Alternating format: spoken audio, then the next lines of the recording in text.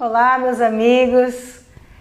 É uma bênção estar aqui neste programa, reunidos em nome de Jesus, para levar até você um pouquinho da doutrina espírita. O programa Lenho Verde tem o intuito de levar a você a linda doutrina dos espíritos, codificada por Allan Kardec, para que você compreenda que o espiritismo é amor. É o amor de Jesus aos nossos corações. É com imensa alegria que o nosso irmão Flávio aceitou nosso convite, faz parte dessa equipe do Lenho Verde, estuda, vem de longe para gravar o programa, mas arruma um tempinho para falar de Jesus. Então sempre ficamos gratos e ficamos felizes com a presença dos nossos convidados, porque bem sabemos do esforço de todos para estar aqui e levar a você a doutrina espírita. Oi, Flávio. É uma honra, Jus. Obrigado. É um prazer tê-lo aqui. É com alegria que a gente leva esse programa até a sua casa. Nós estamos aqui hoje para falar do Livro dos Espíritos. Hoje nós não vamos falar do Evangelho, sim, mas este capítulo ele tem muito a ver com o Evangelho, né? Apesar de as pessoas acharem que não, mas ele tem muito a ver com o Evangelho. Ele é o terceiro livro, né, dentro do Livro dos Espíritos, sobre perfeição moral, é o capítulo 12. Flávio, por que Kardec colocou assim pergunta sobre perfeição moral, Flávio? O nosso fraternal olá a todos que nos assistem, né, e nos agraciam com a sua audiência. Essa pergunta ela é muito fundamental no seguinte sentido, né? Disseste bem da importância desse capítulo dentro das obras espíritas, sobretudo esse capítulo da perfeição moral, ele é a base filosófica para se entender o Evangelho segundo o Espiritismo. É verdade. Veja, existe uma sequência lógica nas disposições dos assuntos tratados por Kardec dentro do Livro dos Espíritos. O último capítulo, capítulo 12, da terceira parte do Livro dos Espíritos, da perfeição moral, ele vem seguido, ele vem na sequência, depois que Kardec trata das 11 leis morais. O que são as leis morais dentro do Espiritismo? São as leis essas que quando o Espírito as observa, as pratica, ele é feliz. Puro comportamento, né? Exato. Ele traz dentro de si, por se adequar e viver às leis morais, o estado de felicidade. Então o espírito, nós somos espíritos encarnados ou espíritos desencarnados, eles vão ser felizes à medida que eles se aproximam da perfeição da prática dessa lei, ou vão ser tão infelizes tanto quanto delas se afastam. Então esse último assunto, esse último capítulo da parte 3 do Livro dos Espíritos, que é da perfeição moral, consiste em observar o que é que consiste esta perfeição moral. O que é que consiste a perfeição daqueles que observam as leis de Deus e as praticam. Então veja que o assunto ele é da mais extrema importância e da mais extrema profundidade. Sim. Se entender. É mais ou menos o que Jesus dizia, né? O homem prudente, né? O homem prudente. Então, assim, desse capítulo, o capítulo ele se resume em observar 5 itens, 5 pontos que caracterizam a perfeição moral. Então, são as virtudes e os vícios, as paixões, né? O egoísmo, conhecimento de si mesmo, o caracteres do homem de bem e o conhecimento de si mesmo. Uma espécie de uma sequência lógica para se entender as virtudes e vícios, o que são as paixões, o que é o egoísmo, né? Da maneira como se reconhece-se um homem de bem, e o homem leia-se o gênero humano, e depois, para se alcançar esse caráter de homem de bem, a prática do conhecimento de si mesmo. Até porque a gente compreende bem essas questões de virtudes, de paixões, de egoísmo, porque são coisas que nós já aprendemos, vivemos e estamos, né? E aí ele fala das características do homem de bem, porque as do homem de mal a gente reconhece muito fácil, né? É interessante. E o conhecer a si mesmo é começar a analisar as suas ações, né? É interessante isso que coloca, porque assim, isso no que consiste a visão espírita, né? Sim. A doutrina espírita, ela tem um conceito do que seja um homem de bem, né? Um ser humano de bem, que frequentemente é um pouco mais profunda e um pouco mais exigida do que muitas vezes nós pensamos que seja um homem de bem, e as perguntas e respostas nessa sequência dão a entender isso, né? Sim. Tanto por exemplo, as virtudes e os vícios, nós também temos um conceito que às vezes escapa um pouco do conceito da doutrina. Tanto assim que o conceito de virtude na filosofia, ele não é um conceito muito simples de se definir. Não é um conceito que a gente possa absorver no sentido assim, simplesmente lendo o dicionário com um conceito de 5, 6 palavras, né? Porque a filosofia entende a virtude como algo muito profundo, algo que conjuga muitas vezes pensamento, sentimento e uma ação. O entendimento comum é que uma virtude é algo natural da pessoa. Isso, ou um sentimento. Isso, né? Um sentimento virtuoso. Vamos dizer assim que seria o conceito comum. Isso. Né? Mas tem outros conceitos relacionados a essa palavra virtude. Só para quem está em casa conferir, né? Capítulo 12, Livro dos Espíritos, né? Livro 3, capítulo 12, inicia na questão 893, né? E vai até a 919. Então são 36 perguntas, né? Dividido em 5 partes. Gente, não está como itens no meu livro, pelo menos, mas em 5 partes, como o Flávio falou: as virtudes e os vícios, as paixões, o egoísmo, o homem de bem e o conhecimento de si mesmo. Então, se você quiser conferir, tá? A partir da questão 893. E Flávio, falando de virtudes, né? Existem muitas virtudes, mas qual seria a maior dela que o Kardec coloca aqui e que, assim, dentro de um grupo de estudo, inclusive, gera bastante ideias, né, com relação a isso? Mas qual seria, né, a resposta dos espíritos e, vamos dizer assim, o que você entendeu disso para passar para nós? A mais meritória das virtudes, da pergunta 893, né? Veja, se nós pudéssemos conceituar virtude de uma maneira muito resumida, nós poderíamos colocar que as virtudes, elas são excelências humanas, são espécies de qualidades de caráter que a gente admira ou que a gente louva numa pessoa. Sim. Compreensão, por exemplo, é uma delas. Isso. É uma característica que a gente às vezes admira na pessoa. Mas, por exemplo, um filósofo grego chamado Aristóteles, ele tinha uma ideia do que seja virtude. Ele colocava a virtude como se fosse um caminho do meio entre 2 extremos. E esses extremos ele considera como vícios. Por exemplo, a virtude da generosidade. A pessoa é generosa. Na visão de Aristóteles, ele iria entender que é um meio termo entre a avareza, a pessoa que guarda tudo para si, e a prodigalidade, aquela que dá tudo sem pensar. Certo. Então é uma ação que a gente faz, o espírito que é virtuoso faz, no sentido de, com sabedoria, ser generoso. Não é nem 8 nem 80, isso, né? Tá certo. Exatamente. É aquele ali no meinho que consegue guardar com prudência e consegue ceder no momento adequado. Isso. Por que a gente faz assim essa fundamentação do que seja virtude? Para a gente poder entender a pergunta 893. Sim. Porque o Kardec vai perguntar para os espíritos qual a mais meritória das virtudes.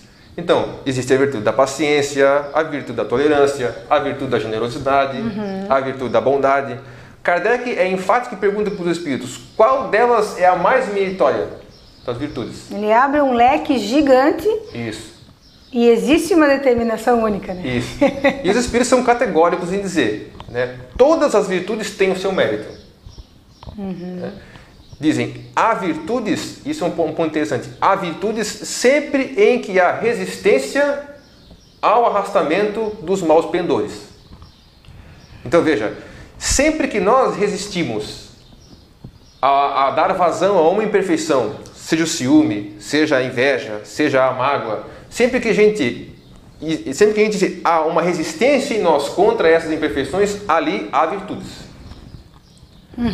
Sim. Evidentemente que não é a resposta total dos espíritos. Os espíritos vão dizer, a sublimidade da virtude está assentada na mais desinteressada caridade. Bem profunda. O que significa essa resposta? A mais meritória, quer dizer, a mais importante, aquela virtude que quando nós temos, ela é capaz de fazer com que todas as outras floresçam e se fortifiquem, é a caridade.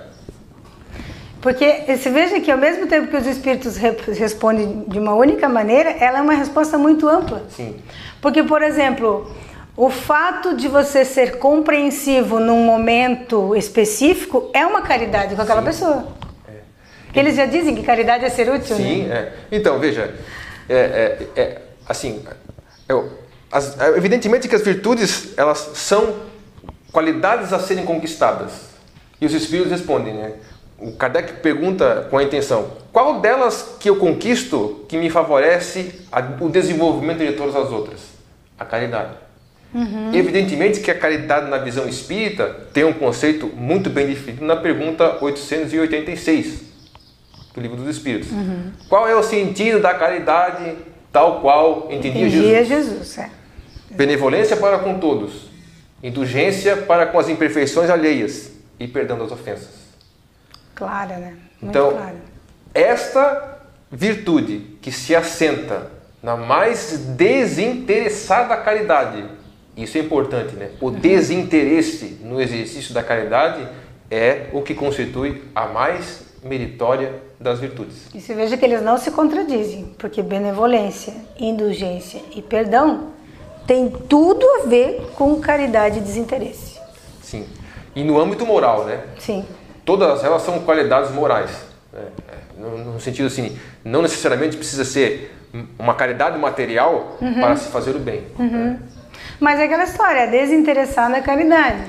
E aí nós vemos, por exemplo, podemos pegar o exemplo, tem muitos de Jesus, a óbolo da viúva, aonde ela faz uma doação sem interesse. Porque a gente sabe que os bons espíritos, eles leem, né, as nossas intenções, eles sabem. Jesus, ele viu a intenção da viúva em simplesmente colaborar com algo que ia lhe fazer falta, mas ela não estava muito preocupada com isso, porque ela não estava preocupada com o prover de amanhã. Sim, enquanto os ricos deitavam largas bolsas. Isso, então era sem interesse. Talvez o outro tivesse interesse em ganhar mais de Deus. Que às vezes quando você faz uma oferta para Deus, você está pensando, Deus, o Senhor tem que me dar em dobro, né, Deus? Né? Então, interesse. Exato. Dentro dessa questão a gente vê o interesse, né? Mas o interesse. Evidentemente que a gente analisa as ações humanas, as nossas ações. Veja que nós estamos discutindo questões importantes para nós sentirmos o estado de felicidade. Isso é muito importante. O espírito é feliz quanto mais virtudes tem. Certo. Porque sente o sentimento dessas virtudes. E é mais infeliz tanto quanto mais vícios morais tem. Mas perfeita essa tua colocação. Porque existem pessoas que criticam o outro fazendo alguma coisa, né? A pessoa está lá fazendo assim, mas fulano está fazendo isso para aparecer. Fulano está fazendo... Como se nós soubéssemos a intenção das pessoas. Né? Como se a gente não soubéssemos disso, né? E dentro desse princípio, você acha que a gente consegue iniciar um processo de desinteresse, mesmo que no começo seja por interesse? Sim. Dá para um exercício, né? Sim, claro. Essas questões, por exemplo, existem várias formas de interesse. Nem todas elas são ruins. Por exemplo, o empregado numa empresa, por exemplo, ele faz o seu trabalho bem, isso é um bem para a sociedade. Tanto quanto, por exemplo, o empresário que cuida bem, o chefe que cuida bem dos funcionários também faz um bem. Sim. Mas isso não é um bem virtuoso na visão espírita. Porque existe um interesse ali, existe um interesse comum na sociedade que não é ruim. O que faz nós entendermos que existem vários tipos de interesse nos exercícios e nas ações morais.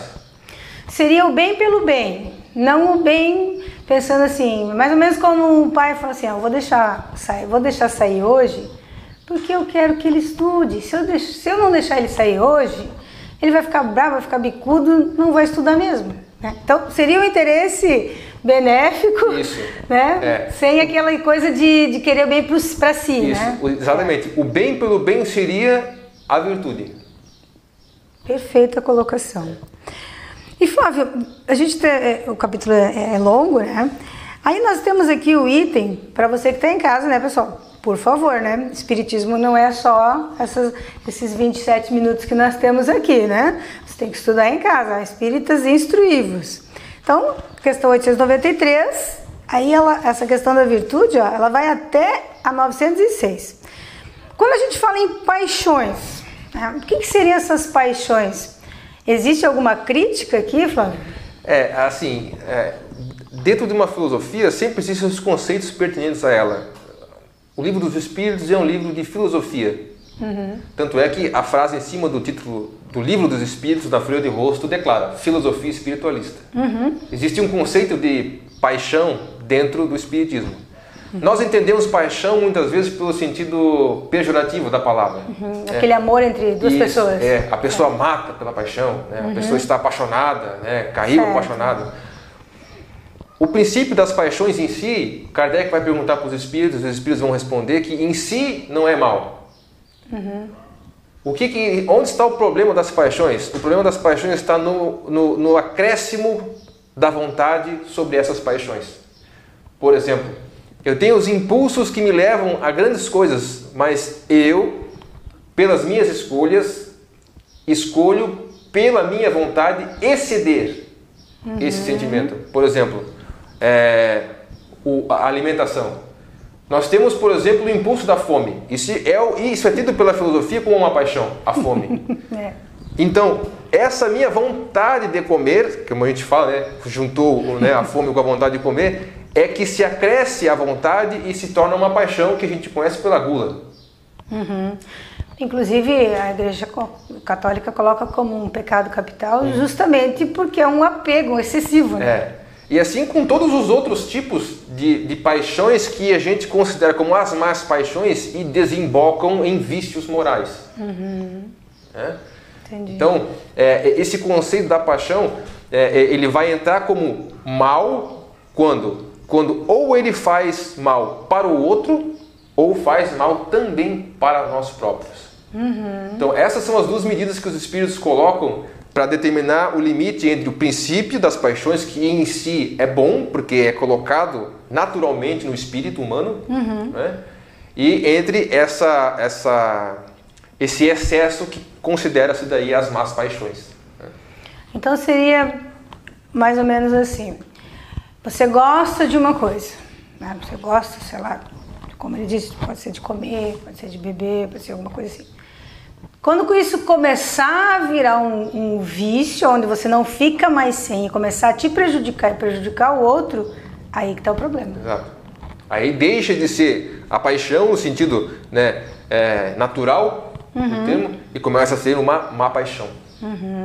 Então, mais ou menos assim, a pessoa gosta de tomar uma cervejinha, mas aquilo começa a virar um excesso e aí ele começa a ficar agressivo em casa, a pessoa começa a tornar aquilo um problema.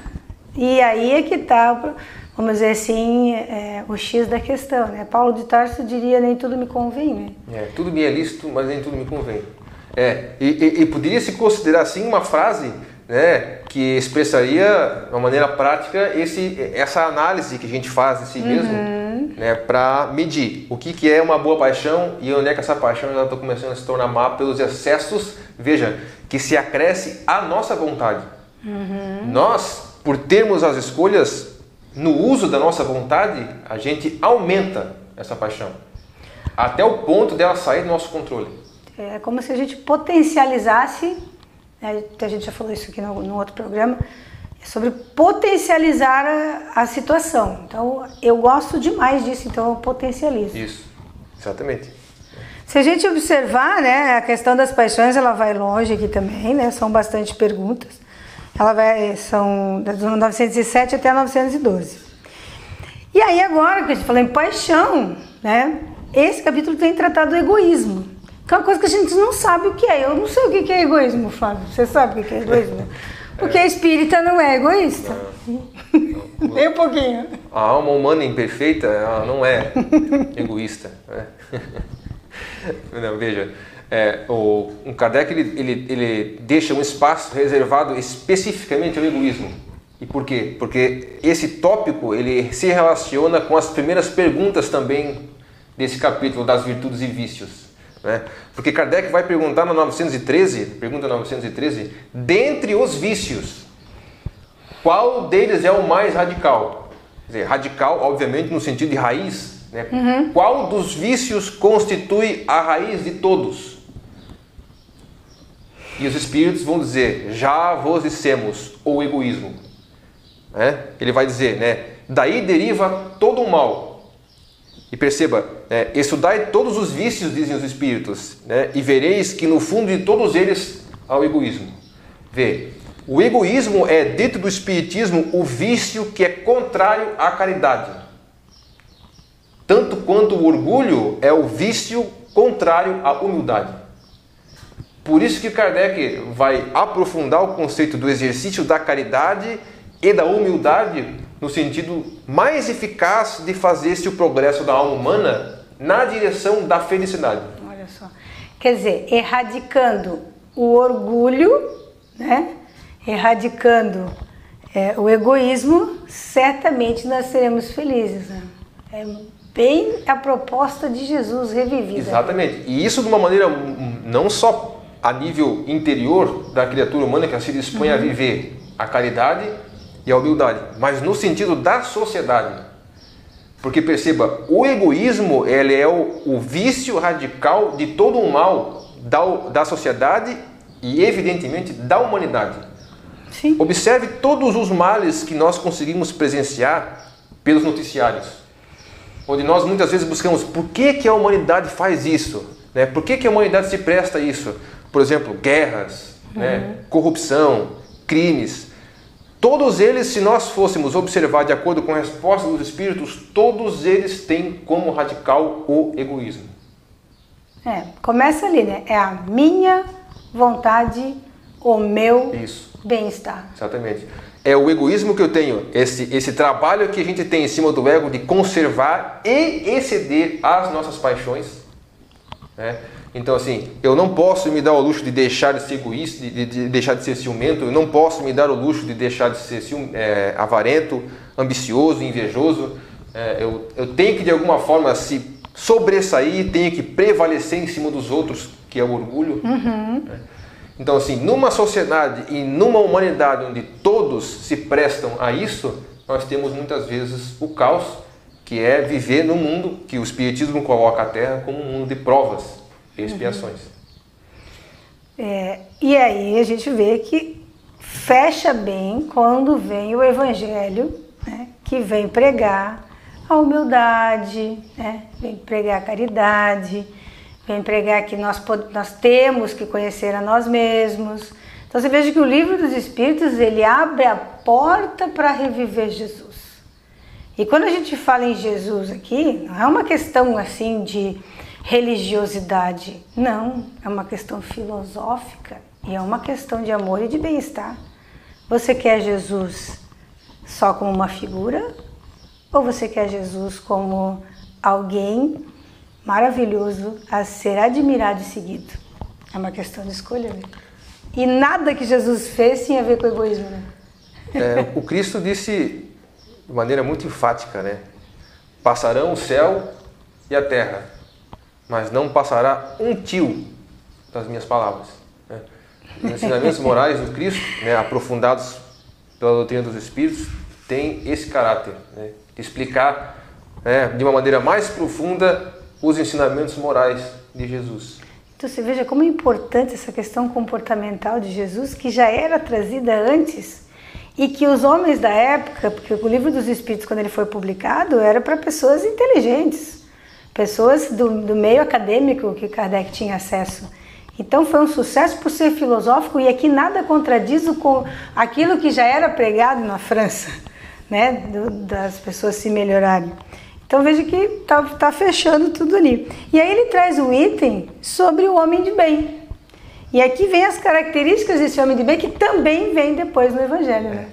Porque a gente pensa como um conceito de homem de bem, né? É aquele que não faz mal. Não é errado só esse ponto de vista, mas assim, a Ana não vai achar daí que esse é o conceito de homem de bem do Espiritismo, porque não é, né?